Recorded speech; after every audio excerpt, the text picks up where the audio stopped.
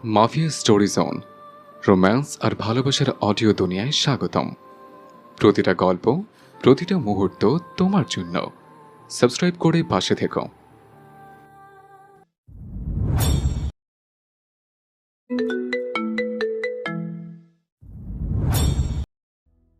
আমার 18 বছর জীবনে 23 নাম্বার প্রেম। পুরো চেষ্টাটাও ব্যর্থ হলো মীর বংশের প্রাণ বড় ছেলে মীর আইজান শানের জন্য। এই মুহূর্তে তাকে মীর জাফর নামক সম্মানসূচক আসনে বসিয়ে থপ্পাস করে ফেলতে পারলে আমি সাজবোধহয় একটু স্বস্তি পেতাম। তবে সেই সৌভাগ্য আমার মতো দুঃখিনীর কোথায়। দয়াময় আমার বেলায় একটু বেশি নিষ্ঠুর, নইলে যেখানে 23 নাম্বার প্রেমটা হয়ে চুমু খাওয়ার জন্য অ্যাকশন নিতেই যাচ্ছিলাম, সেখানে এত বড় একটা কোট আমি কেমন করে খেলাম। সাজ অন্ধকার রাতে আকাশের দিকে একবার তাকালো, একরাশ আফসোস নিয়ে শুধিয়ে উঠল। না করতে পারলাম একটা প্রেম, আর না খেতে পারলাম চুমু। এই জন্মে আমার বোধ হয় বাঁশ খেয়ে দিতে হবে ঘুমো। সে পেছনের দরজা দিয়ে বাড়ির ভেতরে ঢুকে জলদি রুমের দরজা বন্ধ করে চাদর মুড়ি দিয়ে ঘুমের ভান ধরলো। এই যে একটু আগেও বড়সড় একটা কাণ্ড ঘটিয়ে এসেছে, কেউ জানার আগেই খোদার নাম নিয়ে চোখ বন্ধ করতে পারলেই এখন ভালো। আজকে বাড়ির ওপর মিসাইল পড়লেও সে চোখ খুলবে না তো খুলবেই না। দেখি মীর জাফরের দল তাকে আজ কেমন করে ঠেঙানি দেয়। সাজ চোখ চোরা বন্ধ করতেই হঠাৎ তার ফোনে পুনরায় একটা কল এলো। ফোনটা প্রাইভেট করা। একেবারে শরীর কেঁপে উঠল তার। সেই ফোনটা বালিশের কাছ থেকে হাতে নিয়ে স্ক্রিনের নামটা দেখে রিসিভ করলো। হেসে বলল, তুমি এখনো যাওনি? চলে যাও, কাল কলেজে গিয়ে দেখা করব। আমি ভাইয়ের পায়ের শব্দ পেয়েছিলাম, ভাগ্যিস আমি শুনতে পেয়েছিলাম, নাহলে এই জন্মের জন্য মিস্টার আইজান আমাদের ঠোঁট কেটে মিউজিয়ামে রাখতো। আরে বোকা, ওটা বিড়াল ছিল। সাইজ এত বড় কেন? হুলো বেড়াল যে। ও, আমি তোমার বাড়ির পিছনের দিকে দাঁড়িয়ে আছি। তুমি কষ্ট করে জলদি এসো জানেমান। আমাদের কিন্তু এখনো চুমু খাওয়া হলো না। সাজার লজ্জা করলো। জীবনের প্রথম চুমু তার। বিড়ালকে ভাই ভেবে একটু আগে রুমে দৌড়ে এসেছি। সে না আসলেই একটা বোকা। শুধু দয়াময়কে এত নিষ্ঠুর বলে অখ্যায়িত করলো। এক লাফে বিছানা ছাড়লো সাজ। লাইট জ্বালিয়ে আয়নায় নিজেকে দেখলো একবার। জীবনের প্রথম চুমু বলে কথা। সাধারণ হলে চলবে না, একেবারে অসাধারণ হওয়া চাই। মাউন্ট ফ্রেশনার তো তার নেই, কি করবে? মুখের মধ্যে পারফিউম মারবে নাকি? আরজান ভাইয়ের দামি দামি পারফিউমের কালেকশন। কেমন অদ্ভুত মানুষ সে। টোকাইয়ের মতো পারফিউম কালেক্ট করে। ডিজিটাল টোকাই। কি করবে না করবে ভাবতে শেষে ঠিক করলো কোনো পারফিউম তার চায় না। শরীর মুখ কোথাও তার দুর্গন্ধ নেই। সেই সব মানুষের গায়ে পচা নর্দমার মতো গন্ধ, মূলত তারাই ওইসব গন্ধওয়ালা পানি গায়ে মাখে। সাত চোরের মতো আলতো করে রুমের দরজা খুলে বের হলো। এই সময় এই বাড়িতে সাত ছেলে বাসায় থাকে না। ওরা আরও পরে ফিরবে। সাজের মা চাচিরা ইন্ডিয়ান সিরিয়াল দেখতে ব্যস্ত। কে পায় এখন তার সাজকে? সিঁড়ি বেয়ে দোতলা থেকে নেমে বাড়ির পেছনের দরজা দিয়ে বাড়ির উল্টো দিকে যায় সাজ। এই দিক দিয়ে আরেকটা সড়ক গেছে। এই সড়কে তার মেয়ের বাড়ির ছেলে কিংবা অন্য কারো যাতায়াত নেই। সাজ পেছনের দরজা খুলতে দেখলো তার 4 ঘন্টার আগে পাতানো প্রেমিক কারেন্টের খাম্বার মতো দাঁড়িয়ে আছে। যদিও খাম্বার থেকেও বেশি একটা হাম্বা লাগছে। না, নিজের প্রেমিককে কেউ এসব বলে? 18 বছরে 22 বার প্রেম করতে গিয়ে ফেল হয়ে 23 বারে গিয়ে সাকসেসফুল হয়েছে। এখন সেও প্রেম করবে। সিনেমার হিরোইনদের মতো চুমু খাবে। না করলে তাহলে প্রেম কি সার্থক হবে নাকি? এই গাজা, তুমি আমাকে অনেক ভালোবাসো তাই না? না হলে কি কেউ প্রেমিকার জন্য এত সময় এখানে চোরের মতো দাঁড়িয়ে থাকতো? গাজা না, আমার নাম রাজা। তুমি ঠোঁটে ঠোঁট রেখে চাইলেই আমায় দিতে পারো সাজা। সাজের আবারও লজ্জা করলো। ইস, প্রথম ভালোবাসা বুঝি এমন হয়? বুঝির সাজ সে কবেই পেত। খালি পেরো না মেয়ের বংশের বড় নিম পাতার জন্য। এই নিম পাতার মগ ডালে বসে একদিন যদি ঝাঁঝকে শাকচুন্নির মতো পা ঝুলিয়ে তার মুন্ডু না ভেঙেছে, তাহলে এই মেয়ের অদ্রিজার সাজ তার নাম বদলে হাওয়ারানি রেখেই দেবে। হঠাৎ সাজ চারপাশে একবার তাকালো। অন্ধকারে কাউকেই দেখা যাচ্ছে না। শেষে রাজাকে সে অনুরোধ করলো, আমি তোমার হাত ধরি। আমি না জীবনেও কোনোদিনও কোনো ছেলে হাত ধরতে পারিনি। আচ্ছা, হাত পরে ধরছি, আগে চলো চুমু খেই। আমার সব বান্ধবীদের ওই বিশেষ খাদ্য খাওয়া শেষ, আমি পিছিয়ে আসি। আর নয়। রাজা চারিপাশে একবার তাকায়, মুহূর্তে সাজকে বলল, চুমু খেতে হলে চোখ বন্ধ করতে হয়, তারপর আস্তে আস্তে কাছে এসে ড্যাশ ড্যাশ ড্যাশ। এটা আবার কি? আগে চোখ তো বন্ধ করো। সাজ খুশির চোটে চোখ বন্ধ করে ফেললো। সামনে থেকে কোনো রেসপন্স না আসায় শেষে চোখ বন্ধ করেই রাজকে কাছে টেনে নিল। ঠোঁটে ঠোঁট ছোঁয়াতে যাবে তার আগে একটা ভারী কণ্ঠ এসে মুহূর্তেই আকাশ থেকে জামিনে ফেললো। তুই জাস্ট ওয়েট কর, তোর কাজকে আমি চুমু খাওয়াচ্ছি। সাত ছিটকে দূরে সরতে যাওয়ার আগেই অন্ধকার ভেদ করে একটা শক্ত হাত জোর খাটিয়ে তার হাতজোড়া শক্ত করে চেপে ধরতেই বলল, আর জীবনেও চুমু খাবো না, এটাই শেষবার আরজান ভাই। আপনার কসম, চুমু নামক চুলমার্কা নিম্নমানের খাদ্য খেয়ে আমি আর পয়সা নষ্ট করব না। আপনার কান ধরি, ছেড়ে দিন। আরচানের রাগ তখন সপ্তম আকাশে ছুঁয়ে গেছে। একে তো এই মেয়েটা তৈরি করার নিয়ম ভঙ্গ করেছে, তার উপর বেয়াদবি করেছে। অনেক হয়েছে, আজকের বেয়াদবটাকে চরম শাস্তি দিবে সে। দিন দিন বড় হচ্ছে আর মেয়ের বাড়ির মান সম্মান সব ধুলোই মেশাতে ব্যস্ত। এতবার করে কানে ঢুকিয়ে দেওয়া হয়েছে মেয়ের বাড়িতে প্রেম নিষিদ্ধ। এই বাড়ির সন্তানেরা প্রেম করতে পারবে না মানে পারবেই না। তারপরও এই দেরিবাজ মেয়েটা প্রেম তো করছেই, আবার চুমু, তাও রাত বিরাতে ছেঁচটা একটা বাড়ির পেছনে এনে নষ্টামি করা। আরজান সাজকে টেনে হিজড়ে বাড়ির ভেতরে নিয়ে আসে। সাজ বাঁচার জন্য চিৎকার করছে। আরজান ভাইয়ের মা ছাড়া আজকে আর তাকে কেউ শান্ত করতে পারবে না। এই বেটা আজকে তাকে জনমের দুয়ারে বোধে পাঠাবে। আরে খুদা, দুনিয়ায় কি বাস দেওয়ার জন্য তুমি এই সাজকেই দেখো। আরজান সাজকে বাঁধলো গোডাউন ঘরে। মা চাচিরা সাজের চিৎকারে ছুটে আসে, কিন্তু তাতে কোনো লাভ হয় না।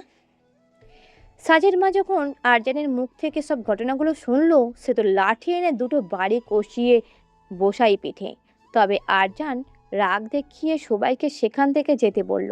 সাজের মাকে দুটো কথা শুনিয়ে লাঠি নিয়ে হাতে নিয়ে বলল, এসব লাঠি ফাটিতে মারলে কিছু হবে? স্টিলের স্কেলটা আনতে পারলেন না ছোট মা? আপনার মেয়ের শরীর কেটে রক্তাক্ত না করলে সে এই জন্মে মানুষ হবে না। স্কেলটা এনে আমার হাতে দিয়ে সবাই রুম থেকে বের হলে খুশি হব। আরজানের মা ছেলেকে থামানোর চেষ্টা করলো, তবে তার জানা আছে ছেলেকে থামানোর চেষ্টা করলে আরও রেগে যাবে। এই বাড়ির বড় বড় ছেলেগুলোকেই তো এই বয়সে ছাড়ে না, আর এদিকে এই সাঁঝ তো আজকের বিরাট কাণ্ড ঘটিয়ে বসেছে।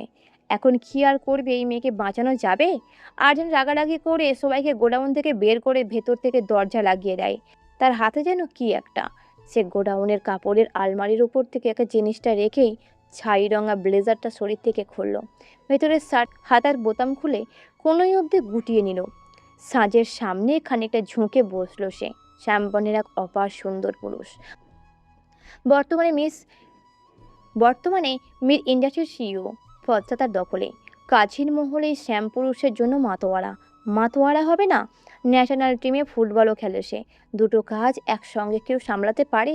এই লোককে বাড়িতে খুব কম সময়ের জন্যই পাওয়া যায়, কারণ সে যে দুই পেশা একই সাথে সামলাচ্ছে। কদিন আগেও বাইরে গিয়ে ফুটবল খেলে জয়ী হয়ে এসেছে। দেশের রত্ন, তাই তো বাড়ির সবাই তাকে এত যত্ন। তবে 6 ফুটের এই দেহটা কেন ছোট্ট সাঁঝের জীবনের পেছনে পড়েছে? আরজান ভাইয়ের আজকে অফিস শেষ করে ফুটবল প্র্যাকটিস করতে যাওয়ার কথা ছিল, কিন্তু দেখো কোথা থেকে এসে প্রথম বাসটা দিলেন এই যে মিস্টার অ্যাথলেটিককে। ইস, আমার ফুটবলার আসছে। ভ্রমর কালো চোখ, মোটা ভ্রুর অধিকারী মীর আরজান সাজের সামনে ঝুঁকে বসতে সাজ ভয়ে চোখ বন্ধ করে নেয়। কাঁদার মেয়ে সেই না, মার খেতে খেতে এমন বেহায়া হয়ে গেছে এখন তার মজাই লাগে। মার খেলে কেমন যেন শরীর মালিশ হয়ে যায়। আরজান তার দিকে তাকালো, একটা ঘন নিঃশ্বাস ছেড়ে বলল, খুব চুমুর শখ এত বেশি? পরীক্ষায় তুই 5 সাবজেক্টে ফেল করেছিস। প্রাইভেট টিচার ধমক দিয়েছে বলে রং নাম্বার দিয়ে স্যারের প্রেমিকে সেজে তার সংসারে অশান্তি বাঁধিয়েছিস। পাশের বাড়ির পোষা শালিকের প্রথম 2 জোড়া ডিম চুরি করে তুই বাচ্চাদের নিয়ে পিকনিক করেছিস। ঝিলবর্কের পুকুরে ঢিল মারতে গিয়ে এক লোকের টাক মাথা ফুটো করেছিস। এই সপ্তাহে কতগুলো পাপ করেছিস হিসেব আছে? আমি বাড়িতে না থাকলে তোর পাখা গজায়? তোর মাথায় এতদিন ছাঁটাই করেছে, আজকে যদি একেবারে না কেটেছে তবে আমার নামও মীর আরজান শান নয়, আর আমি এক বাপের সন্তান না। এক বাপের সন্তান কেমন করে? আপনার বাপ তো 4টা। আরজান রাগান্বিত দৃষ্টিতে সাঁঝের দিকে তাকাতেই সাঁঝ পড়ল। মানে বড় আব্বু, মেজো আব্বু, সেজো আব্বু, আর আমার বাবা, হয়ে গেল না 4টা বাপ? বলতে দেরি, তবে গলায় হাত চলতে দেরি হলো না। আজকে আরজান সত্যি প্রচণ্ড রেগে গিয়েছে, তবে অন্য একজনের জীবন নিয়ে তার এত কিসের আসে যায়। সাঁঝের নিঃশ্বাস বন্ধ হয়ে আসতেই গলা ছেড়ে দেয়। সাঁঝের চোখে এইবার ঠিকই জল গড়িয়ে পড়ছে। সে দম নেওয়ার চেষ্টা করতে আরজান উঠে যায়। এক বোতল পানি এনে ঘষে ঘষে সাজের হাত ডিপ ক্লিজিং করে দেয়। সাপের মতো ফুঁসতে থাকা আরজান ধমকে সাজকে বলে, আর কোথায় ছেলে স্পর্শ লেগেছে সাজ? জলদি বল, জাস্ট ফাস্ট। এই শরীর অন্য পুরুষের ছোঁয়া কি করে লাগালি? এত বড় সাহস কে দিয়েছে? আরজান ভাই, লাগছে ভীষণ। এটা তো শুরু সাজ, তুই নিজেও জানিস তুই কি করে এসছিস। ভাবতে পারছিস তোর হাতে অন্য পুরুষের স্পর্শ লেগেছে? সাজ গঙাতে গঙাতে বলল, তো আমি নিজেও তো অন্য পুরুষের হয়ে যাব। এমনও তো হতে পারে ওই গাজার না মানে রাজাই আমার ফিউচার হাজব্যান্ড। তো হয়েছে কি, হয়নি তো? তোর সাহস কি করে হয় এখনই স্বামীর হক অন্য কাউকে দিয়ে নষ্ট করার? পরে তোর স্বামীকে কিছু ভাবতে পারবো আমরা? আমাদের বাড়ির মানের যত তুই দেখছি নষ্ট করে ছাড়বি না। অনেক শখ হয়েছে, এক রাত এই গোডাউনে না খেয়ে বাধা অবস্থায় পড়ে থাক, তারপর যদি শিক্ষা হয় তবে তো সহজে তোকে ছাড়ছি না। কঠিন থেকে কঠিন শাস্তি হবে তোর। যতবার তুই আমার অবাধ্য হবি ততবারই আমি তোর জাহান্নাম হয়ে ফিরে আসবো। আমার একটা মায়েরও মাটিতে পড়বে না সাজ, ফাসিল অসভ্য মেয়ে। আরজান সাজকে অন্ধকার গোডাউনে রেখে চলে যায় বাইরে থেকে তালা মেরে। সাজ চিৎকার চেঁচামেচি করতে থাকে। অন্ধকার তার ভালো লাগে, কবরে তো তাকে এমনভাবেই থাকতে হবে। একটু প্র্যাকটিস করলে মন্দ হয় না, তবে এখানে বসে থাকতে থাকতে তার পিঠ ব্যথা হয়ে যাবে। আর পোকামাকড় কামড় দিলে তো ত্বক জ্বলে কোনো ক্ষতি হয়, তখন এই ত্বক নিয়ে সেই ছেলে কি পোটাবে কি করে? বড় ঝামেলা হয়ে গেল রে। পরিবার থেকে আরো সাবধানে চুমু খাওয়ার প্রস্তুতি নিতে হবে। ভাবতে না ভাবতেই হঠাৎ আরজান ফিরে এলো, হাতে কিসে যেন একটা প্যাকেট। সাজ মুখ ফিরিয়ে বলল, এখন খাবার এনে ভাইয়া আপনি সরি বলবেন তাই না? আপনার সরি আমি বাথরুমে ফেলে দিয়েছি, ফ্রেশ করার অপশন নেই। বাথরুমে পানিও ঢালবো না, যাতে আপনার সরি অন্য সব পদার্থের সাথে বিক্রিয়া করে জলদি পচতে পারে। আরজান কিছুই বলল না, কেবল সামনে ঝুঁকে বসে বলল, এই ছোট্ট ঠোঁট দুটোর অনেক উত্তেজনা দেখছি। হ্যাঁ রে সাজ, তো সত্যি চুমু চাই? সাজের ভ্রু কুচকে এলো। মিস্টার আরজান সাহেবের মুখে হঠাৎ এহেন কথা, ডলমে কুচ কালা হে। আরজান বাঁকা হাসলো, বলল, ও, আগে চোখ বন্ধ কর। কিন্তু সি, আপনি না আমার ভাই হন। আর কিছু হবে না, তোর তো চুমুর স্বাদ পেলেই হলো। সাজ সন্দেহজনক দৃষ্টি চেয়ে মিটিমিটি করে চোখ বন্ধ করলো। আরজান শান পুনরায় বলল। আগে চোখ বন্ধ কর। ধমকের কারণে সাজ পুরো চোখ বন্ধ করতেই আরজান প্যাকেট থেকে ঝালমুড়ির গুঁড়ো নিয়ে সাজের ঠোঁটে ঘষে দিতেই জ্বালা পোড়া চোটে চিৎকার করে ওঠে।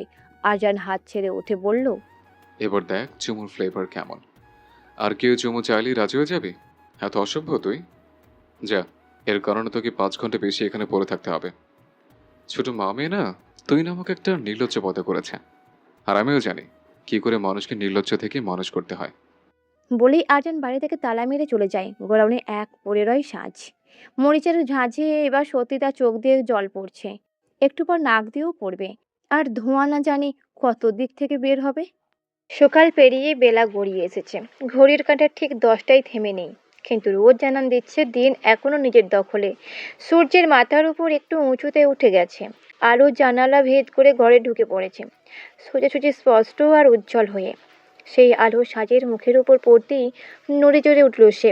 কিছুক্ষণের মধ্যেই খেয়ে যেন রুমে এসে ফ্যানটা বন্ধ করে দেয়। সাজ তখনও হাত পা ছড়িয়ে ঘুম দিচ্ছে। কিছুক্ষণের মধ্যে কে যেন এসে ডেকে গেল, তাতেও তার কাজ হলো না। নড়ে চড়ে আবার শুয়ে পড়ল। শেষে কে যেন পা ধরে একেবারে টেনে বিছানা থেকে নামাতে ভয় এক ঝটকায় বসে পড়ল সাজ। চোখ কচলে চেঁচিয়ে উঠল, ও মা, কোথায় ভূমিকম্প হলো? আরে আমার তো এখনো চুমু খাওয়া হলো না, এত জলদি বাড়ির নিচে চাপা পড়ে পটল তুলতে চাই না। ঠিক সামনে চোট আটকে গেল সামনে দাঁড়িয়ে থাকা মীর আরজান সান্নের দিকে। হঠাৎ রাতের কথা তার মনে পড়ে গেল। রাতে কি হয়েছিল তার সাথে? আরজান ভাই ঠোঁটে মরিচের গুঁড়ো লাগিয়ে দিয়েছিল, তারপর আর কি পাগলের মতো কেঁদেছে কিছুক্ষণ। কাঁদতে কাঁদতে কখন যে চোখটা লেগেছিল, এখন দেখছে সে বিছানায়। সাজ ঠোঁটে হাত দিল, ও মা, মরিচের গুঁড়ো কোথায়? ওইসব কি তাহলে স্বপ্ন ছিল? মা গো মা, কত ভয়ানক স্বপ্ন! এই স্বপ্নকে সে অভিশাপ দিল। স্বপ্নের কোনো দিন ভালো হবে না। স্বপ্ন বেটাকে অকালে সিঙ্গেল থেকে চুমু রোগের কারণে মরতে হবে। ঘুম কি এখনো ভাঙেনি? এই শরীরে আগুন ধরিয়ে তোর ঘুম ভাঙাতে হবে। আপনি অফিসে যাননি? তুই কলেজ যাসনি? গেলে তো দেখতেই পারতেন। তাই তো বলি। যাই হোক, কলেজ যাসনি কেন? টাকা কি কাছে ধরে? তুই কি জানিস তোর পেছনে ইনভেস্ট করে যে কোনো প্রফিট আসবে না, তো একটা লস প্রজেক্ট। আচ্ছা আপনার কি? আমি আমার বাপেরটা খাই। আরজানের রাগ উঠে গেল। সে চট দিতেও নিজেকে নিয়ন্ত্রণ করলো। সকাল সকাল সে আর ঝামেলা চায় না। তবে সে যাওয়ার আগে সাজের থুতনিটা শক্ত করে চেপে ধরে বলল, তুই যেই কোম্পানির টাকা উড়াচ্ছিস তার চিফ এক্সিকিউটিভ অফিসার কিন্তু এ মীর আরজান খান। সেটা তোর ব্রেনলেস ব্রেনে ঢুকিয়ে রাখ। সাজ মুখ ভেঙচি কেটে উঠে পড়ল। কত লজিক ছাড়া কথা বলে এই লোকটা। বাপ চাচারা খুঁজে খুঁজে এই নিম পাতাকেই পেল এত বড় পদে বসানোর জন্য। এর থেকে তো কত যোগ্য এই সাজ।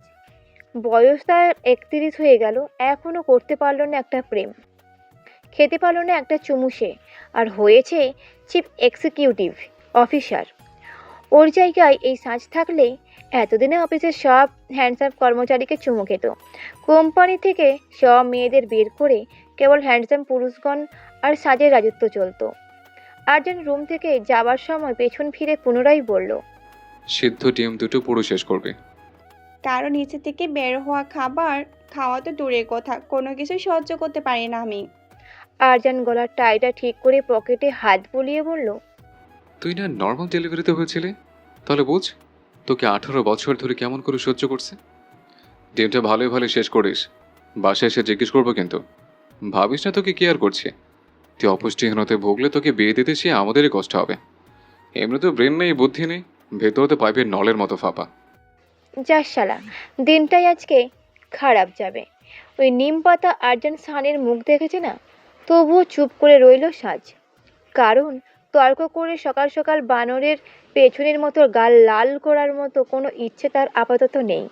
তার চোখে তখনও ঘুম, তার আরও ঘুমের প্রয়োজন। অন্তত বেলা 12টা। হঠাৎ সে ঘড়ির দিকে তাকালো, ওমা 10টা বেজে গিয়েছে। আজকে তো তার রাজার সঙ্গে আইসক্রিম ডেটে যাওয়ার কথা ছিল। তবে ডেটের কথা তুলা থাক, ছেলেটা যে কাল অমন ভয় পালালো, সে কি আর আসবে? বিচ্ছেদ করে ছ্যাঁকা দিয়ে চলে যাবে না তো? সাজেদের বাড়িটা রাজকীয়। সাজের বাপ চাচারা 4 ভাই 1 বোন। বোনের বিয়ে হয়েছে সিলেটে, সে থাকে ছেলে মেয়েদের নিয়ে লন্ডনে। তবে জলদি বাংলাদেশে ফিরবে। তাদের রেগুলার বাংলাদেশে আসা যাওয়া হয়। বলতে গেলে মাসে কখনো একের অধিক। সাজের বড় চাচাকে এসে বড় আব্বু বলে ডাকে। এই ভালো মানুষটা বড় ছেলেই মীর আরজান সান।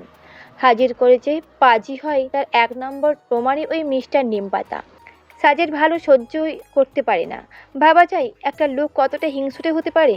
তবে হিংসুটের লোকের ব্যতীত এই বাড়িতে আরও 6 জন সুপুত্র আছে। এই বাড়িতে বাপ চাচাদের সিরিয়াল থাকলেও তাদের ছেলেদের কোনো সিরিয়াল নেই। এই যেমন বড় চাচার ছোট ছেলে প্রাণ ভাইয়ার, যেখানে আগে হওয়ার কথা ছিল সেখানে বড় আব্বুর পরপরই তার সেজো বিয়ে করে নিয়েছিল বলেই সেজো আব্বুর আবার বড় আব্বুর বড় ছেলে কেবল 3 মাসের গ্যাপ দিয়ে পৃথিবীতে আসে। এত কাছাকাছি জন্ম হওয়ার কারণেই বুঝি অনেকটা আরজান ভাইয়ার মতোই পাইলট আব্রাহাম হয়েছে। যদিও আরজান ভাইয়ার মতো বোকা দেয় না, তবে তাদের পছন্দ অপছন্দ বেশ মিল। সাজেদের ডাইনিং টেবিলটা এই মাথা থেকে শুরু করে ওই মাথা পর্যন্ত। একই সঙ্গে 20 জন মানুষ বসতে পারে এখানে। এই মাথায় একজনকে বসলে ওই মাথায় চশমা লাগিয়ে দেখতে হয়। সাজ তার চেয়ারে এসে বসেছে। এই বাড়িতে সব কাজের জন্যই কাজের বুয়া রাখা আছে। বাড়ির বইয়েরা চুলার কাছে শেষ কখন গিয়েছিল কে জানে, তবে বড় মা সবসময় যান। সাজের দাদি এখনো রান্নাঘর পরিচালনা করেন। হাঁটতে চলতে কষ্ট হয় তো কি হয়েছে, এত বিলাসিতা তার সহ্য হয় না। সাজ টেবিলে বসতেই কাজের মেয়ে এসে তাকে গরম গরম নাস্তা দিয়ে দেয়। সাজকে দেখে তার দাদা এসে তার পাশেই বসলেন। দাদার দাঁত নেই, সাদা লম্বা দাড়ি, চুলগুলোও সাদা। ভালো স্বাস্থ্য তার, পেটটা একেবারে গোপাল ভাঁড়ের মতো। পেটের উপর তবলা বাজিয়ে দাদা সাজকে হরেক রকম গান শোনান। মীর মোহাম্মদ আলী চেয়ারে বসতে সাজকে দেখে বলল, কি গো বউ, খাওন কি পেটে ঢোকে না? সাজ মুখ মাখিয়ে বলল, এমন নিম পাতার মতো নাতি কতগুলো থাকলে খাবার পেটে যাবে? কেন, আমার নাতি তোমারে কি করছে? পড়ার বাকি রাখলো কই? বলেই দাদাকে মুখ ভেঙচি কেটে আবারও ষাঁড়ের মতো গেলাই ব্যস্ত হলো। হঠাৎ তার পাশের টেবিল মীর আবরাজ রোদ এসে বসল। পেশায় এই মহান ব্যক্তিটি মন্ত্রী মশাই। সারাদিন তার রাজনীতি আর ভাষণ দিতে দিতেই চলে যায়। শখ আবার প্রেম করার, এমন কাজকর্ম করে যে প্রেম হয়। টাকা আর রূপ থাকলে যেমন সব হয় না, এটা আবরাজ ভাইকে না দেখলে সাজের জানাই হতো না। আবরাজ আসতে দেরি হলো, অথচ তার নাস্তা আসতে দেরি হলো না। সে সাজকে দেখেই জিজ্ঞেস করলো, কিরে ঢেঁড়স, কলেজে যাসনি? গেলে তো দেখতেই পেতেন মন্ত্রীমশাই। আবরাজ ভ্রু কুঁচকে তাকালো, বলল, মুখে মুখে কথা ছাড়া তুই বাল কিছু পারো না। দেবো লাগিয়ে এক চটকানা, তখন বুঝবা বাল। বাল না, আমার নাম সাজ। নেতা সাহেব দেখছি বাংলা ব্যাকরণে কাঁচা। কত বড় গাদ্দার হয়েছিস তুই সাজ। তুই দেশের মন্ত্রীর মুখে মুখে কথা বলে দেশের অসম্মান করছিস। তোর মতো হাফ পাকিস্তানের জন্যই তো দেশটা রসাতলে যাচ্ছে। ভাষণ কমিয়ে যদি দেশের প্রতি ফোকাস দিতেন তাহলে আর রসাতলে যাওয়ার সম্ভাবনা থাকতো না। আপনি দেশের ক্ষতি করছেন। কেমন করে এই মনে হলো তোর? আই হাই, এই দিন দেখার জন্যই সেদিন তোকে চকলেট খাওয়ালাম। তাও কাজের খালা 3 বছরের নাতির মুখে চকলেট কেড়ে এনে দিয়েছেন আমায়। একভাবে দিলেই চলে, কিন্তু তাই বলে আমি ভাবতেই পারছি না। পুরোটা শেষ করতে পারল না আবরাজ। পারছে না যেহেতু সেহেতু ভাব ছেড়ে দিন। আরে শালি, কথা শেষ করতে দে। চালিয়ে যান। আমার দুধ কলা খাইয়ে আমি তোর মতো হাফ গাদ্দার পাকিস্তানি কাল্লাগিরি বসেছি। হাই, এই আফসোস আমার শেষ হবে না। শেষে কিনা আমাকে বলছিস আমি দেশের ক্ষতি করছি। আপনার ওইসব আমি কেন খেতে যাবো? আর আমাকে কালনাগিনী বলবেন না একেবারে। আমার গায়ের রং কি কালো নাকি? আমি সুন্দরী নাকি নি? চামড়া ফর্সা হলে কি হবে? মনের রং তো আমার ফোনের ডাক মোড়ের চেয়েও কালো। বলে আবরাজ পুনরায় সাজের ঝুঁটি টেনে জিজ্ঞেস করলো, কি বললি না? দেশের ক্ষতি আমি কেমন করে করছি? কেমন করে বলছেন? এটা আবার জিজ্ঞাসা করছেন? তৌবা তৌবা, এত বড় দামড়া মন্ত্রী হয়ে একটা প্রেম করতে পারেননি, বিয়ে করতে পারেননি, দেশকে দেশের আগামী প্রজন্মে উপহার দিতে পারেননি। আপনার তো কলসি গলায় বেঁধে জলে ডুব দেওয়া উচিত। অপদার্থ মন্ত্রী এক পিস। আবরাজের গায়ে লাগলো। সাজের ফাঁকা মাথার এই কথা ভেবে ফেলে দেওয়া যায় না। আসলেই তো সে এসব কি হচ্ছে।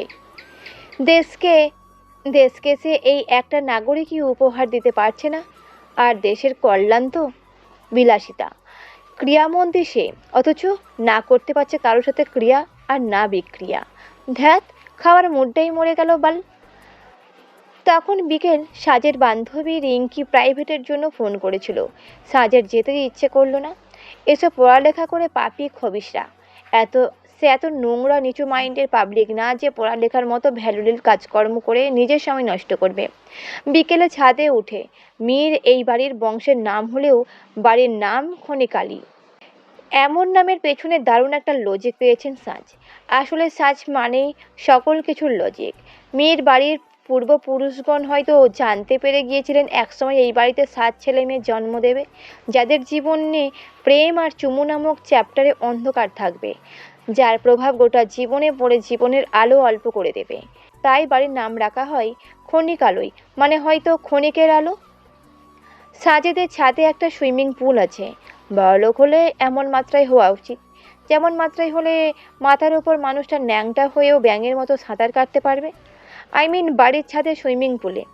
সাজ ভাবনায় চলে গেল, আচ্ছা, একজন মানুষ নেচে নেচে আপনার মাথার ওপর হাফ ন্যাংটু হয়ে ঘষে মেজে গোসল করছে, তখন আপনার কেমন ফিলিংস হবে? ভাবনায় ফাটল ধরল মুখের পানির ছিটা পড়তেই। সাজ মুহূর্তে চেঁচিয়ে উঠল, কোন বেঙ্গের ঘোরের পাঙ্গি পানি মারে রে? তার নানির খালি ঘর। তাই নাকি? সাজ সামনের দিকে তাকাতে দেখলো কচ্ছপের মতো সুইমিং পুল থেকে বের হচ্ছে মীর আরবিন প্রাণ ভাই। প্রাণ ভাই একটু ইদানিং বেশি ভাব ধরেছে, এই কারণেই তার প্রেম হচ্ছে না। আজকে আবার সাজের গায়ে পানি মারা। নেমপাতা আর্জান ভাইয়ের কাছে এর নামে পাড়ার কাকিমার মতো কান পোড়া দিতে হবে। কি বলবে না বলবে অলরেডি ঠিক করাও হয়ে গেছে। তার বান্ধবীর ডায়রিয়ার সঙ্গে এই প্রাণের ছবি এডিট করে লাগিয়ে দেবে। কোনোভাবে দুটো ঠোঁট লাগিয়ে দিতে পারলেই হয়েছে। আর্জান ভাই তখন লম্বা কচুটা যখন জায়গা মতো পিষে দেবে, তখন নায়কগিরি বের হবে। এই প্রাণের দেহে তখন আর প্রাণ থাকবে না। একটু বেশি সুন্দর। ধূসর চোখ বলে মেয়েরা একটু বেশি পাত্তা দেয় বলে কি সাজের উপর পানি মেরে তাকে হেনস্থা করতে পারে সে? সাজের তখন দৃষ্টি অন্যদিকে। হঠাৎ আবারও মুখে পানি মারতে সাজ খেপে গিয়ে বলল, এই ভাই, ভালো হবে না কিন্তু, বলে দিচ্ছি। তুই চোখের সামনে থাকলে একটা মানুষের ভালো হওয়ার চান্স কোথায়? আবার অপমান? এইবার বেশি বেশি হয়ে যাচ্ছে। তুই এখানে কেন? আচ্ছা যা, আমার জন্য কমলার জুস নিয়ে আয় তো। সাঁতার কাটার সময় জুস না খেলে এনার্জি পাই না। বাড়িতে মানুষের অভাব আছে নাকি? আমি কেন আনতে যাব? দেখতে পাচ্ছ না আমি এই বাড়ির মেয়ের সাজ। কত বড় সাহস আমায় কাজের বুয়ার হুকুম করো? ওহ, তুই ছাস নাকি? আমি তো চেহারা দেখে কাজের বুয়া মনে করছিলাম। থাক বোন, ভুল হয়ে গেছে। তুই একটু কাউকে পাঠিয়ে জুস এনে দিতে বল। বুদ্ধিহীন সাজের মাথায় তৎক্ষণাৎ একটা বুদ্ধি চলে এলো। সে তার কেরামতি বুদ্ধি নিয়ে প্রাণের দিকে হেসে পড়ল। না, আমি আনছি। প্রাণ একটু অবাক হলো, এই মেয়ে তাহলে সুবুদ্ধি হয়েছে। কিছুক্ষণের মধ্যে সাজ চলে এলো। তাদের দোতলা বাড়ির, তবুও বাড়ির মধ্যে লিফট আছে। সরাসরি সে লিফট দিয়ে আন্ডারগ্রাউন্ডে যাওয়া যায়। সেখানে গোডাউন আছে, মানে কালকে যেখানে সাজকে মরিচ থেরাপি দেওয়া হয়েছিল। কিছুক্ষণের মধ্যে জুস হাতে সাজ ফিরে আসতেই প্রাণ সেই জুসের গ্লাস হাতে নিয়ে বলল। গরম গরম মনে হচ্ছে। সাজ মুহূর্তেই ভয় পেয়ে গেল। ডিরেক্টর সাহেব আবার কিছু বুঝে গেল না তো? বোঝার তো কথা নয় যে সাজ কাজের বুয়া জোনাকির 2 মাসের ছেলেটার হিসু গ্লাসে করে নিয়ে এসেছে। রং ভালো দেখানোর জন্য হলুদের গুঁড়া, স্বাদের জন্য চিনিও দিয়েছিল। টেস্ট তো ভালো আসারই কথা। আরে না খেলে বুঝবে কেমন করে?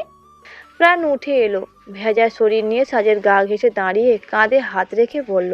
ভাই, তোকে খুব বকা দেয় তাই না? সাজের মন গলে গেল।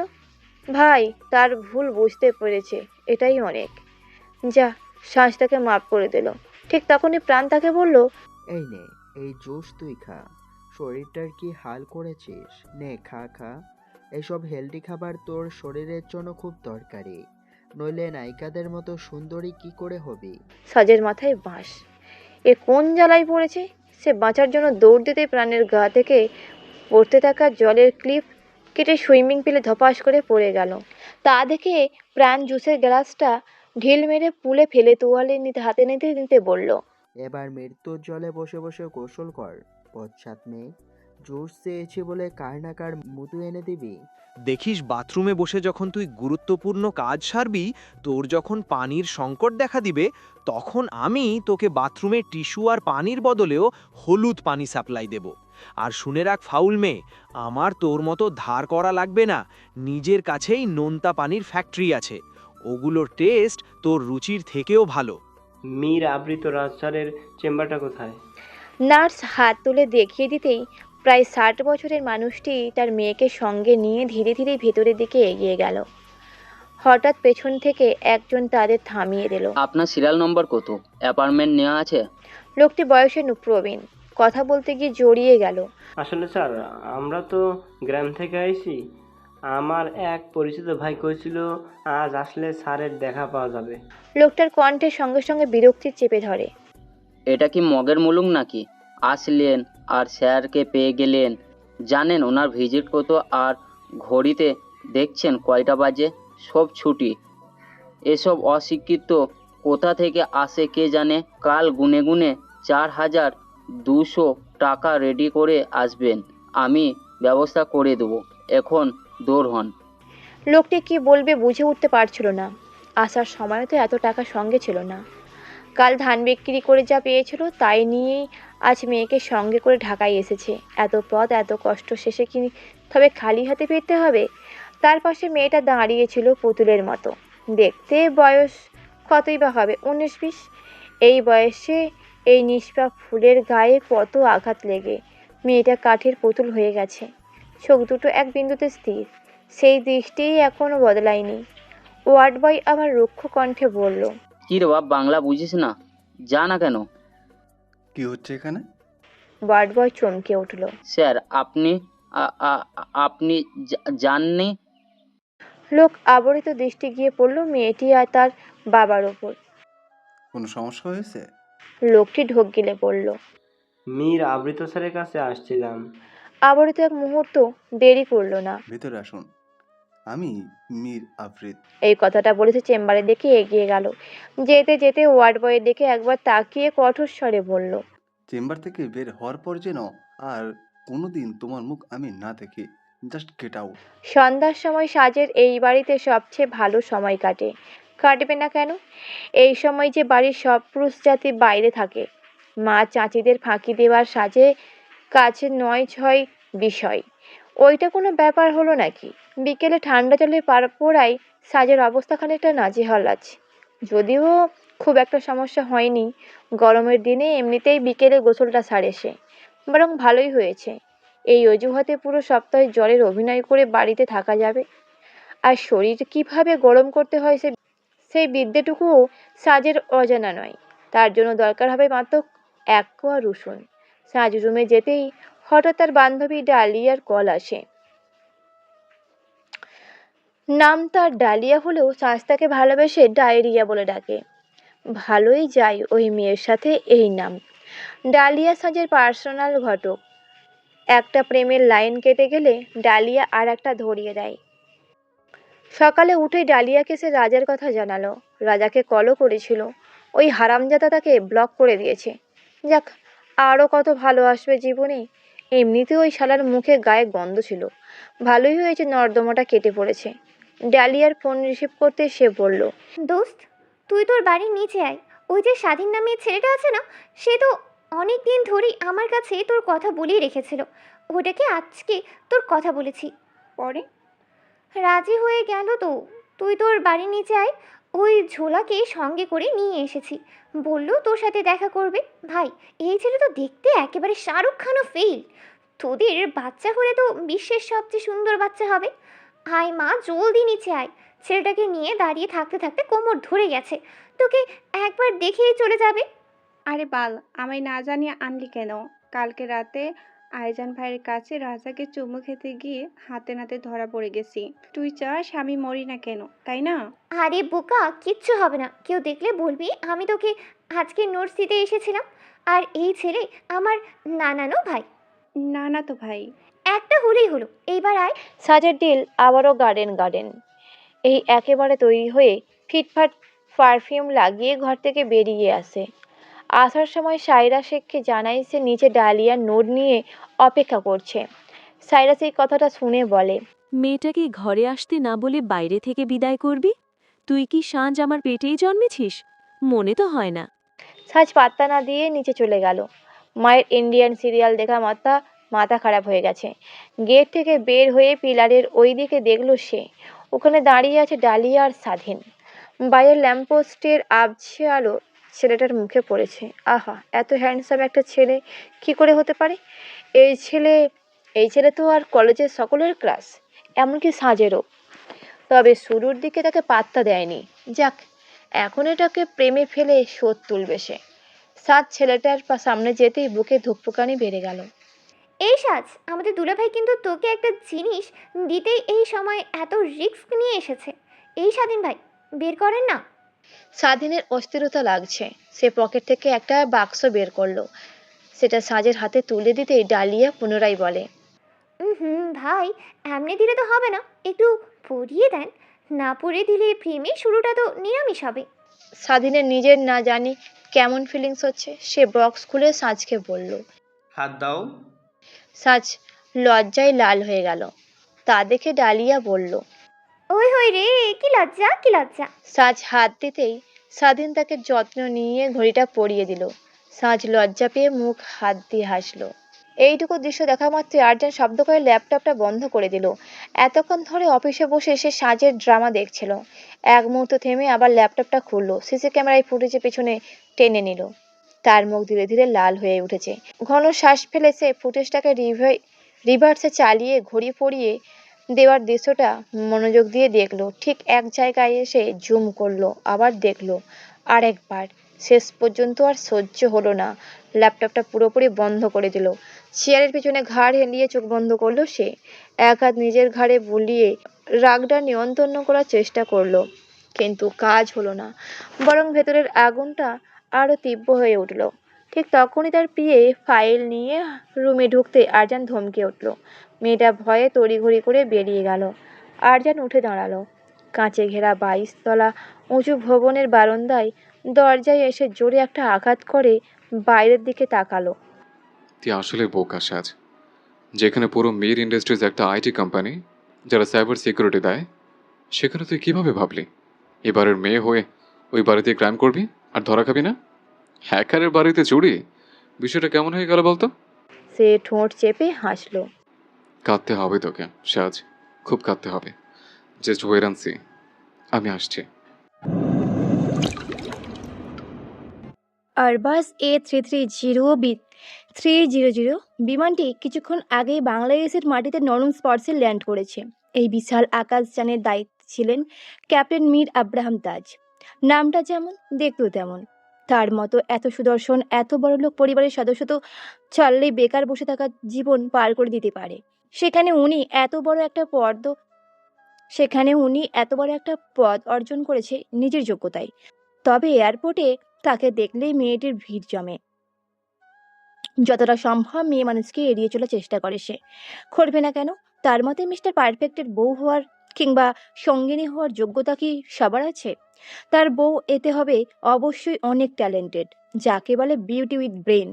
খালি আবার যোগ্যতা হলে হবে না, একটু সুন্দর বউ না হলে তার আবার সাথে জমবে কি করে?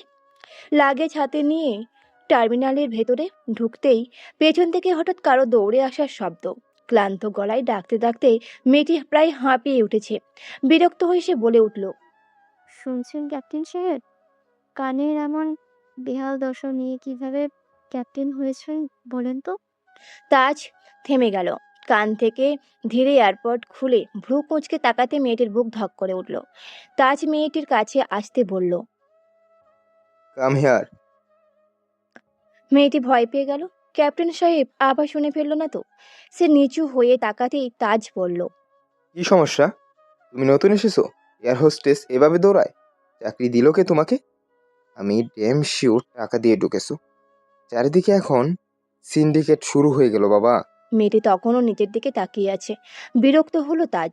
সে হাত ঘড়ির দিকে তাকিয়ে বলল, স্টুপিড নাকি? জবাব নেই কেন? যার মধ্যে ভদ্রতাই নেই সে কি করে এয়ার হোস্টেস হলো? কথা বলছো না কেন? নাকি আজকাল কি বাক প্রতিবন্ধীদেরও এয়ার হোস্টেস পদে নেওয়া হচ্ছে? ক্যাপ্টেন, আসলে সরি, আমার ছুটির দরকার ছিল। বড় স্যার বলল আপনাকে বোর্ডে ঢুকতে, যেহেতু আমি আপনার আন্ডারে। অপারেশনস ডিপার্টমেন্ট যাও। আমার কাছে কি? শুনেছি অপারেশনের ডিপার্টমেন্টের হেড আপনার বন্ধু। আপনি বললেই নাকি সে ছুটি দিয়ে দেবে। কয়দিন হলো চাকরির? মেয়েটি আঙুলে গুনতে শুরু করলো।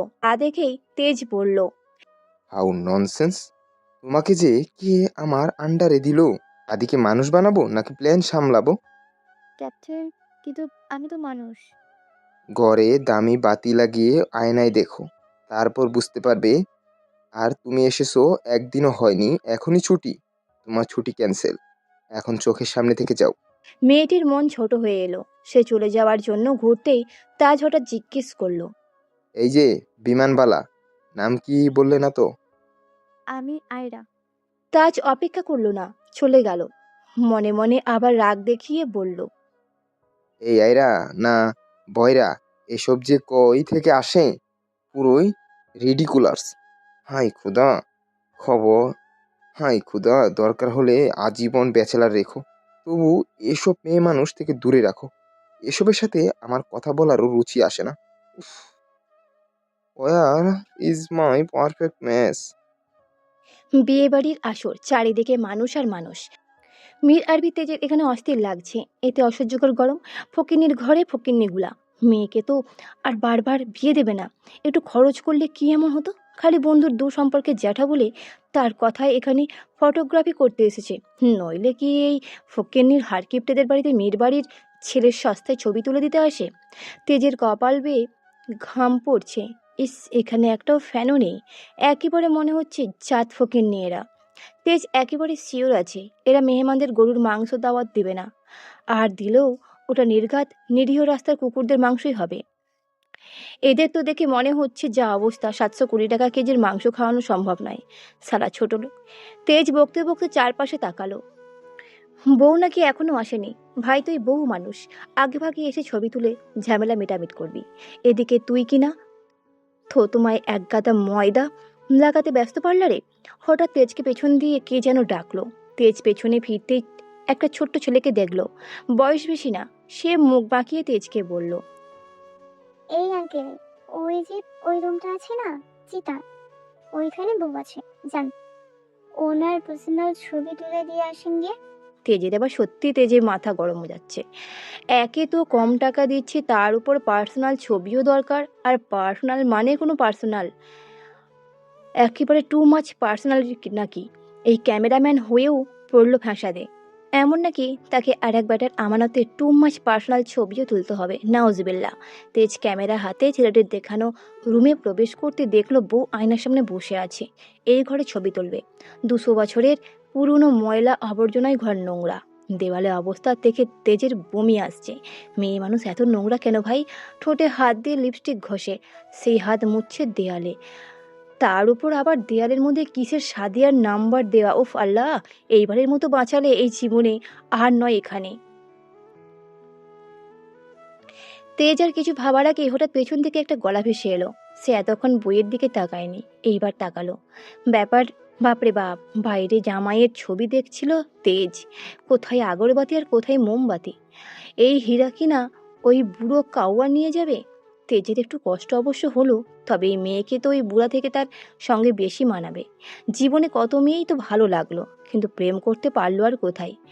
এখন যে একটা বিয়ে করবে তাও হচ্ছে না। হবে কেমন করে? মেয়ের ইন্ডাস্ট্রির সিইও বিয়ে না করলে কি বাকিদের বিয়ে করার সৌভাগ্য হবে? তেজের আফসোস হচ্ছে। ঠিক বয়সে বিয়ে করলে এতদিন নাতি নাতনির ঘরে নাতি নাতনিকেও দেখা তার শেষ হয়ে যেত। মনে হয় না এই মরার কপালে খোদা বিয়ে লেগেছে।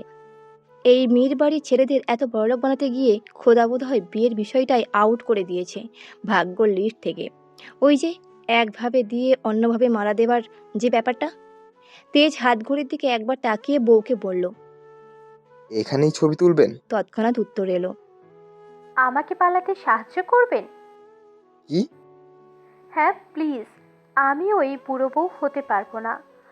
ওই বুড়ো আমার সঙ্গে তাল মিলিয়ে রোম্যান্স করতে পারবে নাকি? এক পা তো কবরে চলে গেছে, আপনি সাহায্য করুন। একে তো ফটোকপি করছি, তাও টাকা কম দিচ্ছেন। তাতে আফসোস নেই, টাকার প্রতি ইন্টারেস্টও নেই।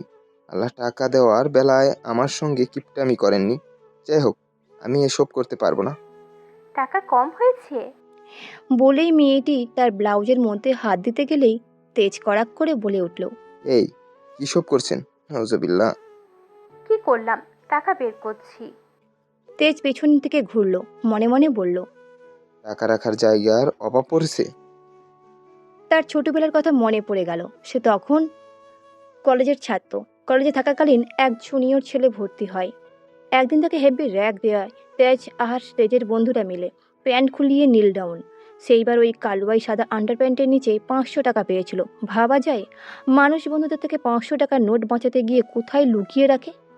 ওটা পুরুষদের হিসাব কিন্তু এখন। তেজ ভাবনা থামিয়ে দিল, ছি, এত কালা মাইন্ডের হলে জীবনও কালা হয়ে যাবে।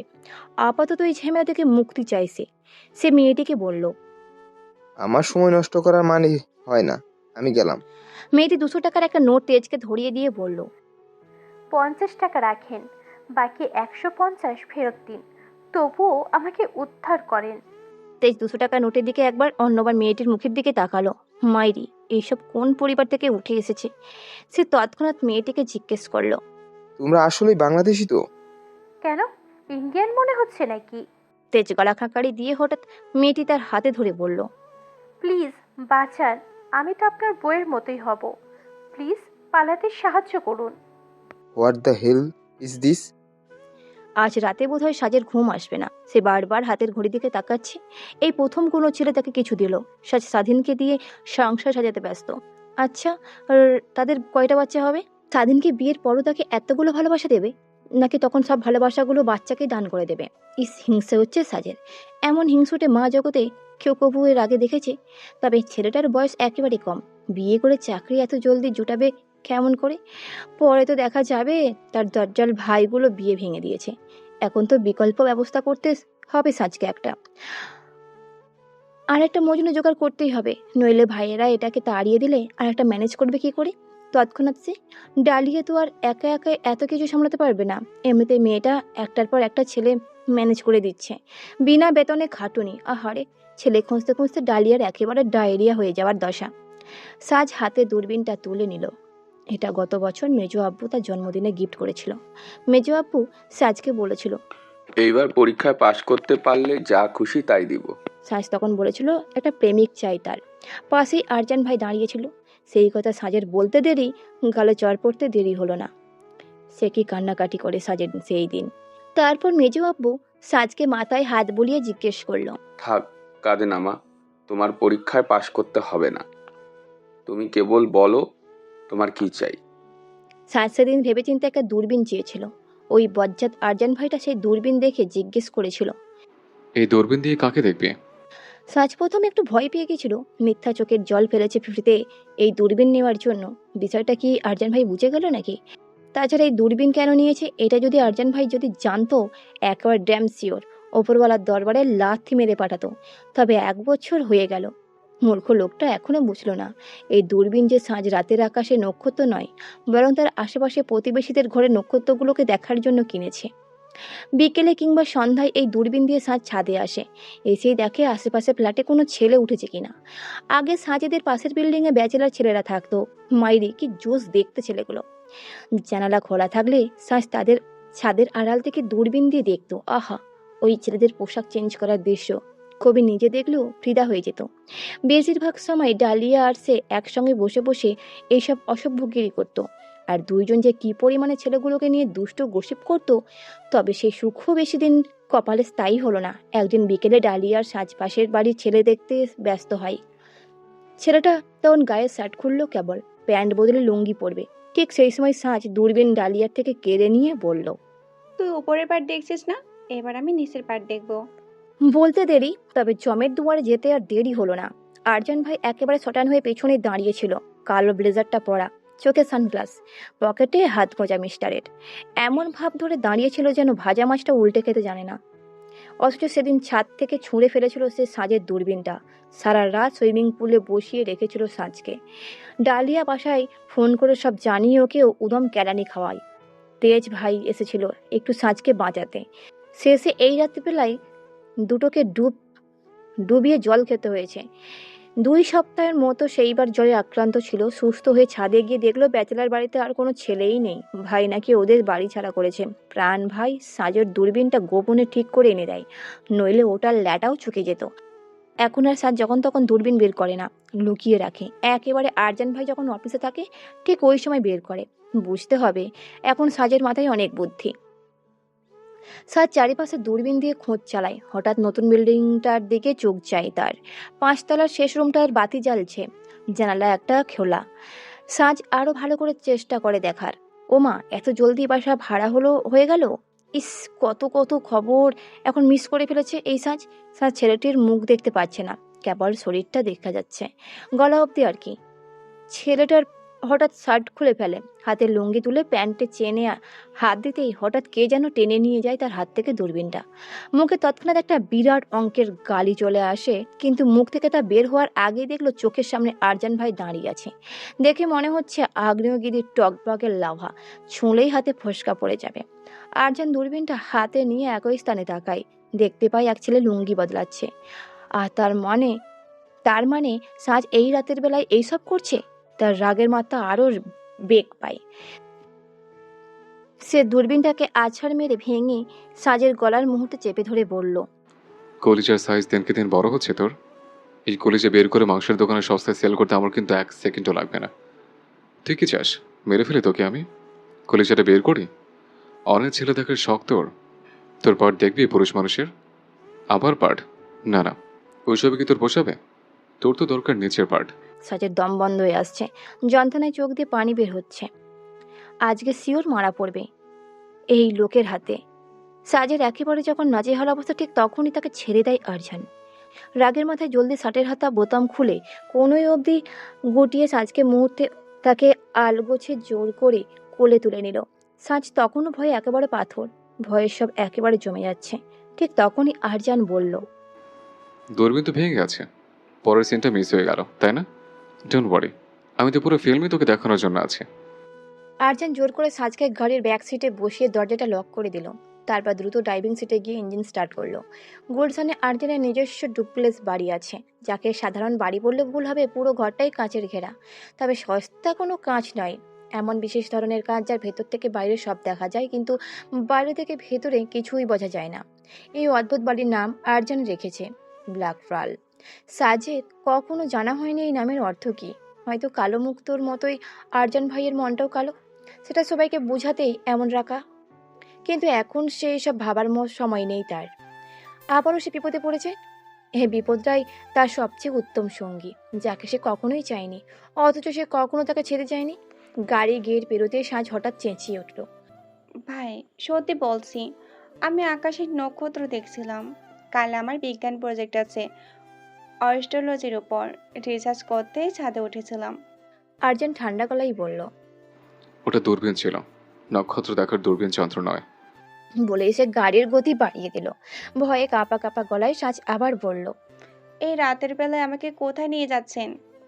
কোনো উত্তর এলো না আরজানের। চোয়াল শক্ত হয়ে আছে, রাগ চেপে রাখায় আগ্নেয়গিরির মতো সাজের মাথায় হাজারটা প্রশ্ন করছে। আর অপরাধটাই বা কি? সে তো এখনো পাশের বাড়ির ছেলেটার নিচে পাটটা ভালো করে দেখতেই পারেনি, তাই বলে আরজান ভাই এত রাগ করবে কেন? আর এটা কি তার অফিস থেকে ফেরার সময়? আজ হঠাৎ এত তাড়াতাড়ি বাড়ি ফিরে এলো কেন? ব্ল্যাক পার্লের গেটের পার্কিং প্লেস সরাসরি আন্ডারগ্রাউন্ডে। সেখানে আরজান গাড়ি থামালো। ইঞ্জিন বন্ধ হওয়ার আগে দরজা খুলে সাজকে প্রায় টেনে নামিয়ে আনলো সে। মেয়েটা ছটপট করছে একেবারে সদ্য জন্মানো ছাগল ছোড়ার মতো। একে সামলানো তো দূরের কথা, সহ্য করাই দায়ী। সাজ যেতে অস্বীকার করতেই আরজান আর দেরি করলো না, মধ্যে তাকে কোলে তুলে নিল। ঢুকে পড়লো একটা ব্যক্তিগত লিফটে, যেটা সোজা তার বেডরুমে গিয়ে খোলে। এই লিফটের পাসকোড আরজান ছাড়া আর কেউ জানে না। দরজা খুলতে এসে সাজকে ধাক্কা মেরে মেঝেতে ছুঁড়ে ফেললো, কিন্তু সাজ প্রস্তুত ছিল, জানতো এমনটাই হবে, তাই কান্নার অভিনয় বাড়িয়ে দিল কয়েক গুণ। তাতে কোনো কাজ হলো না, বরং লোহার মতো শক্ত হাতের একটা চড় এসে পড়লো তার গালে। শীতের টমেটোর মতো লাল হয়ে উঠল মুখটা। এবার আর অভিনয় নয়, সাজ সত্যিই ভয় পেয়ে গেল। এমন রাগী আরজান ভাইকে সে কোনোদিনই দেখেনি। মনে হচ্ছে আজ বুঝি তাকে সত্যি শেষ করে দেবে। বুকের ভেতর কলিজা কাঁপছে। হঠাৎ আরজান নিজের গায়ের ব্লেজার খুলে ফেললো, এসি চালু করে দিল সর্বোচ্চ গতিতে। তারপর ওয়াইন কুলারের একটা দিকে এগিয়ে গিয়ে একটা বোতল বের করলো। কর্ক স্ক্রু ঘুরিয়ে ঢাকনাটা খুলে ধীরে এসে ডিভানে বসলো, গা এলিয়ে। সাজ উঠে দাঁড়াতে যেতেই আরজানের কণ্ঠ ভারী হয়ে উঠল। উঠতে বলেছে? সাজ ভয় পেয়ে আবার মেঝেতেই বসে পড়ল। অসহায় চোখে তাকিয়ে কাঁপা গলায় বলল, উঠলাম কই, পা ব্যথা করছিল, তাই একটু নড়ে চড়ে বসলাম আর কি। আরজানের ঠান্ডা কণ্ঠ কিন্তু ধারালো। নড়ার অনুমতিও তো দেয়নি। সাজ মুখ বাঁকালো। আরজান ভাইকে আপাতত দৃষ্টিতে শান্ত লাগছে, কিন্তু মনে হচ্ছে না আজও মারবে। সাহস করে বলল, ভাইয়া আমার গলা শুকিয়ে গেছে, একটু লাল কোক দেন না। এসব তুই খেতে পারবি না। আমি সব খেতে পারি, কতবার খেয়েছি, মানে কোক। আরজানের চোখ হঠাৎ সাজের হাতের ঘড়ির দিকে গেল। সে মদের গ্লাসটা আঙুলের ফাঁকে ঘোরাতে ঘোরাতে বলল, কতক্ষণ সহ্য করতে পারবি? কি? একটু থেমে ঠান্ডা স্বরে চোখ করল। মীর বংশের মানিজ্য শেষ করার ব্রত নিয়েছিস নাকি? সাজ গলা শক্ত করে বলল, তাহলে একটা বিয়ে দেন আমাকে তো করেন। আরজান ঠোঁটে কোণে তাচ্ছিল্য হাসি খেলালো। তোর অনুমতি নিয়ে আমাকে বিয়ে করতে হবে? বলেই সে এগিয়ে এলো। মুহূর্তে সাজের বাঁ হাতটায় মুঠোয় শক্ত করে চেপে ধরলো। তীব্র ব্যথায় সাজ কুঁকড়ে উঠল। ভাই আর একবার ব্যথা দিলে বাড়ির সবার কাছে বিচার দেব। আরজানের চোখে কোনো ভ্রুক্ষেপ নেই, কণ্ঠ নিস্পৃহ। যেমন চাই কর। আরজানের শক্ত হাতের ছাপ স্পষ্ট হয়ে গেছে সাজের কবজিতে। ঘোড়াটা প্রায় ঢেবে গেছে চামড়ার ভেতরে। ব্যথাটা তীক্ষ্ণ জ্বালাময়, কিন্তু শাস্তির বেলা আরজান কখনোই সহনশীল নয়। সাজের চোখের কোণে জল জমতে আরজান হঠাৎ ধাক্কা দিয়ে তার হাত ছেড়ে দিল। সে উঠে দাঁড়িয়ে সিগারেট ধরালো। কয়েক সেকেন্ড নীরবে বাইরের দিকে তাকিয়ে ধোঁয়া ছাড়লো, যেন নিজেকে সামলাচ্ছে। তারপর সিগারেটটা মেঝেতে ফেলে দিয়ে পায়ের নিচে পিষে দিল। পরক্ষণে সে সাজের সামনে এসে হাঁটু গেড়ে ঝুঁকে বসলো। একবার তাকালো, পরের মুহূর্তে চেয়ার শক্ত করে গালে আর একটা চর বসিয়ে দিল। বলেছিলাম না এ বাড়িতে প্রেম নিষিদ্ধ? তাহলে বারবার নিষিদ্ধের দেয়াল টপকে যাওয়ার দুঃসাহস কোথা থেকে আসে? খুব সাহস হয়েছে। বারে, আমিও তো সাহসী শেষটা দেখতে চাই। সেই সাজের থুতুনি চেপে ধরল। মন তো চাইছে তোকে জ্যান্ত কবর দিই, কিন্তু মারবো না, একেবারে মারবো না। ঠান্ডা হাসি খেলল ঠোঁটে। আমি ধীরে ধীরে শাস্তি দিতে ভালোবাসি। তুই মরবিও না, আর সহ্য করতে পারবি না। তুই তোর ভাগ্য নিজে লিখছিস। হঠাৎ খপ করে আবার তার বাঁ হাতটা চেপে ধরল আরজান। ওই ছেলে হাতটাই ধরেছিল, তাই না? চোখ সংকীর্ণ হয়ে এলো। তুই কার সম্পত্তি জানিস? তোর স্বামীর আমানত তুই। অন্য কেউ যত দূরে থাক, তোর দিকে তাকানোর অধিকারও নেই কারো। সে দাঁতে দাঁত চেপে বলল, অন্যের আমানত নষ্ট করেছিস তুই। তোর স্বামীকে বিয়ের পর আমরা কি জবাব দিতাম বল? সব অপবিত্র করে দিলি। একটু থেমে ভয়ঙ্কর শান্ত স্বরে যোগ করলো, এবার কে বাঁচাবে তোকে সাজ? চরম খেসারো দিতে হবে তোকে, বুঝলি? বলেই সে লাইটার বের করলো। আগে সাজের কবজি থেকে ঘড়িটা খুলে নিল। একবার তাকিয়ে ঠোঁট বাঁকিয়ে বলল, ওটা পরে দেখবো, আগে তো এই ঢ্যাঁড়সটাকে দেখি। লাইটারের আগুন জ্বলে উঠতে সাজ ভেতরে ভেতরে ছটপট করতে লাগলো, কিন্তু আরজানের শক্ত হাতে পুরো শরীর বন্দি। এক বিন্দুও নড়ার সুযোগ নেই। সে বুঝে গেছে তার সঙ্গে কি হতে চলেছে। ভাঙা গলায় আর্তনাদ করে এলো, ভাই আপনার পা এগিয়ে দিন, পায়ে ধরে ক্ষমা চাইবো, তাও ছেড়ে দেন না। হাউমাউ করে কাঁদতে লাগলো। এবার পরীক্ষাতেও পাশ করে দেখাবো, দয়া করে ছেড়ে দিন, দয়া করে। তাতে কোনো কাজ হলো না, বরং আরজানের রাগ আরো বেড়ে গেল। মেজাজ পুরোপুরি ছিটকে পড়লো। সে লাইটার জ্বালিয়ে সাজকে শক্ত করে চেপে ধরলো আর নির্দয়ভাবে তার হাত পুড়িয়ে দিল। এক ফোঁটাও মায়া নয়। আগুনের চামড়া পুড়তে পুড়তে সে উন্মাদের মতো করতে লাগলো। যন্ত্রণা হচ্ছে? ওর চেয়ে তীব্র যন্ত্রণা আমাকে দিয়েছিস তুই। আমি তো শুধু তোর হাত পুড়িয়েছি, তুই আমার বুক পুড়িয়েছিস। পুরো হাত নিয়ে তুই বেঁচে থাকতে পারবি, কিন্তু আমাকে তো তুই মেরে ফেলেছিস সাজ। আমার কথা অমান্য করে আমায় খুন করেছিস, বুকটা পুড়িয়ে ছাড়খাড় করে দিয়েছিস। কণ্ঠ ভারী হয়ে এলো। তোর ক্ষত সবাইকে দেখাতে পারবি, কিন্তু আমারটা আমি কেমন করে দেখাবো বল? সাজ প্রায় মরার মতো হয়ে গেছে। অসহ্য ব্যথায় সে চিৎকার করছে, ছটপট করছে। মুক্তি পাবার জন্য নড়াচড়া করতে যেন যন্ত্রণা আরও ভয়ঙ্কর হয়ে উঠেছে। হঠাৎ আরজান তাকে ছেড়ে দিল। এক মুহূর্তের জন্য সাজ ভেবেছিল এটাই বুঝি মুক্তি, কিন্তু না। আরজান ড্রয়ার খুলে দুটো টিয়ার গ্যাস বের করলো। সাজ চিনতে পারেনি এইগুলো কি। পরক্ষণে ঘরটা ধোঁয়ায় ভরে গেল। হাতের পোড়া যন্ত্রণার ওপর এখন যোগ হলো শ্বাসরোধ করা আগুনে ধোঁয়া। বুক ধুকপুক করছে, শ্বাস নিতে পারছে না, চোখ মুখ জ্বলছে, পানি ঝরছে অবিরাম। এখানে থাকলে সে মরেই যাবে। আরজান তাকে আগেই ছেড়ে দিয়েছে, কিন্তু ধোঁয়ার ভেতরে কিছুই দেখা যাচ্ছে না। হেঁচড়ে হেঁচড়ে সে দরজার দিকে এগোলো। হঠাৎ কারোর সঙ্গে ধাক্কা লাগলো। চোখ দিয়ে পানি ঝরতে ঝরতে বুঝতে পারলো সামনেই আরজান ভাই। ভেঙে পড়ে মিনতি করলো, মাফ করুন ভাই, আমায় কোনোদিনও ভুল হবে না, খুব কষ্ট হচ্ছে, শ্বাস নিতে পারছি না, আমাকে এখান থেকে বের করুন। সে আরজানের পা ধরে ফেললো, বারবার কাঁদতে কাঁদতে অনুনয় করলো, কিন্তু সামনে থেকে কোনো উত্তর এলো না। পরক্ষণে আরজান তাকে নির্মমভাবে ধাক্কা মেরে সরিয়ে দিল। নিজে বাইরে বেরিয়ে দরজাটা বাইরে থেকে লক করে দিল। মেঝের দিকে তাকিয়ে ঠান্ডা স্বরে বলল, এটা কেবল শুরু সাজ। আমি আমার ক্ষেত্রে তোকে শাস্তি দেওয়ার কোনো কম্প্রোমাইজ করব না, কারণ আমি ভাগাভাগি অপছন্দ করি, আর তুই অপছন্দকে পছন্দ করিস।